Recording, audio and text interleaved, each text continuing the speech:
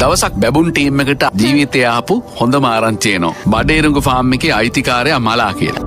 උන් ගිහිල්ලා බැලුවා සිරා මැරිලා. දැන් මුන්ට ආව සන්තෝෂයක්. දැන් ඉතින් අපි බඩේරුඟු කරලක් කනකොට රතිඤ්ඤා දාන්න පොරවල්ලා නැහැ. උගුල් අටවන්න බඩු නැහැ. අයිතිකාරයා මැරිලා. දැන් වෙනද වගේ බයෙන් වටපිට බල බඩේරුඟු හොරෙන් කන්න ඕනේ නැහැ. කිරිරහට තියෙනවා මෝරපුවා තියෙනවා මැද හරි ඒවා තියෙනවා. හරි තඹපු ඒවා තියෙනවා. තඹපු ඒවා නෑනේ මම බඩේරුඟු ෆාම් එකක.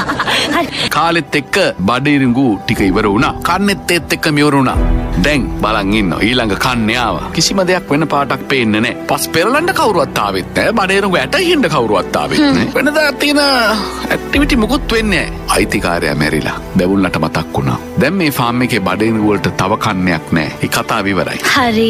උන්ට තේරෙන්න ගත්තා. වෙනදා හොරෙන් කාපු ටිකවත් කන්න බඩේරුඟු නැහැ කියලා. සමහර වෙලාවට අපි රස්සාව කරන තැන අපේ කර්මාන්ත ශාලාවේ හෝ කොහේ හෝ. හරි. සමහර විටක අපිව පාලනය කරන අපිව බලා ගන්න තාත්තම්මා හෝ නිකන් හිතන්න පොඩ්ඩක්. අපි හිතනවානේ මේ එතනින් ගැලවුණාම නිදහස් කියලා. ඕ. ඔබට මට එක දෙයක් අමතක වුණා. නරකම ස්වභාවයෙන් ආවත් සමහර මිනිස්සු අපිට අවශ්‍ය දේ ප්‍රොවයිඩ් කරලා අපිව බලාගෙන තියෙනවා. බලන්න අපි ජීවත් වෙලා තින්නේ මේ මිනිස්සු නිසා. පොඩ්ඩක් කල්පනා කරලා බලන්න. බඩේරුඟු පාත්ති අයිතිකාරයා මැරෙන එකට කැමති ඇති. හැබැයි අයිතිකාරයා නැති වුණාම බඩේරුඟු වවන්න කෙනෙක් නැති එක ගැන ඔබ කල්පනා කරාද?